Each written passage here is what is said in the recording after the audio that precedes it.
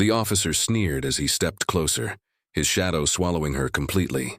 He called her sweetheart, and mocked the idea that her pretty face could talk its way out of trouble. If she wanted this to go away, he said, she needed to cooperate.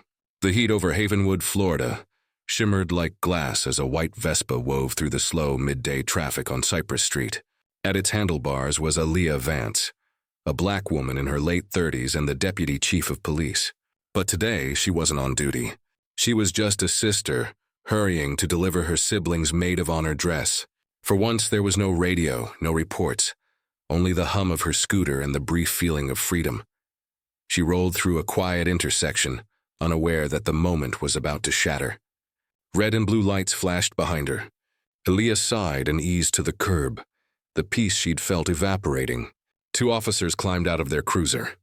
The first, a thick man with a mustache and a badge that read Brown, walked forward with the swagger of someone far too comfortable in his authority. His younger partner, Jensen, hung back, half embarrassed, half bored. Brown's voice carried a mocking drawl as he asked what the rush was. He didn't bother requesting her license or registration. Instead, he leaned on her scooter, invading her space as his eyes roamed over her. He told her she had run a stop sign. Serious business, he said. Aaliyah kept her composure, though her instincts screamed this wasn't about traffic safety.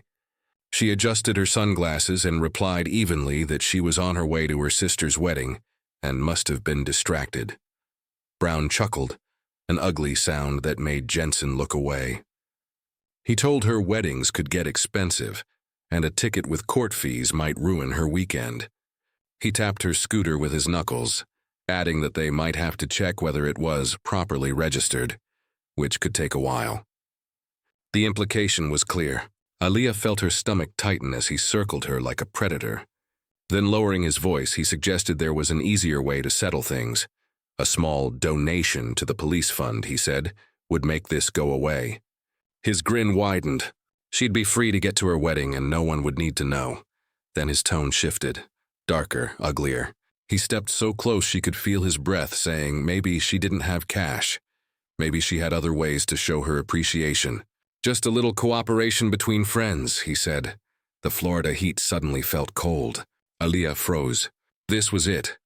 The corruption she had been investigating in her own department for nearly a year. The whispers she'd been tracing, now staring her in the face with a badge on his chest. Every muscle in her body urged her to stop it right then, to flash her own badge and drag him into internal affairs by nightfall. But catching one man wouldn't fix the system that made him feel untouchable. She needed to see how deep this rot ran. She told him firmly to just write the ticket. The smile slid off Brown's face, his eyes hardening. Playing tough, was she? He straightened up and barked that if she wanted to do it by the book, they'd do it by his book. Snapping his fingers at Jensen, he ordered him to run her name and check the vine, saying her scooter looked suspicious, maybe stolen.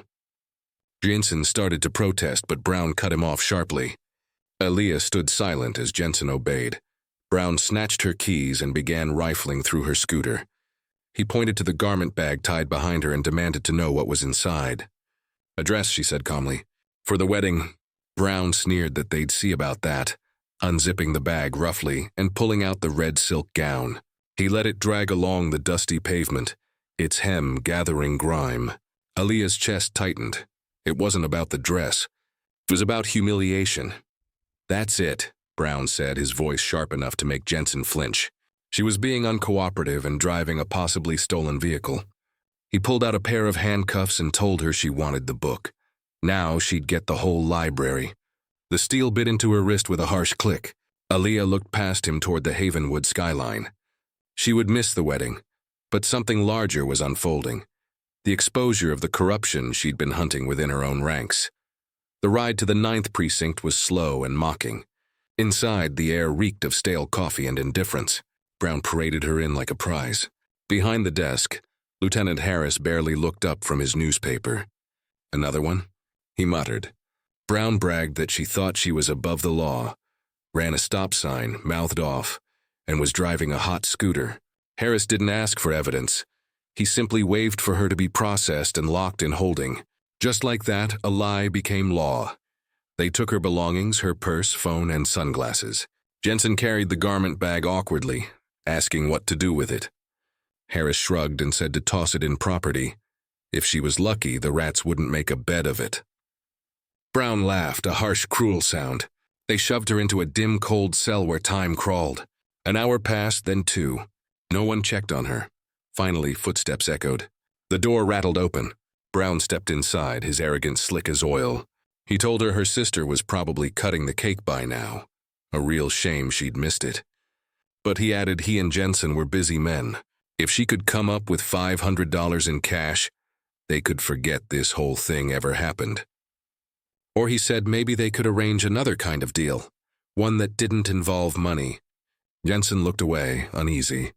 Aaliyah stood slowly, her voice calm and steady. She told Brown that he was right. She had learned a lot today. He smirked, thinking she was giving in, until she continued. She said she had learned that officers from the 9th Precinct conducted illegal stops, extorted citizens, and detained people without cause.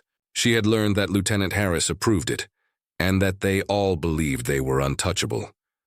Brown's smirk vanished. He asked what the hell she was talking about. Aaliyah's words cut like steel. She listed the exact penal codes they were violating: fabricating charges, attempting bribery, conduct unbecoming an officer. Each accusation landed heavy. Brown's face turned pale. Jensen froze beside him.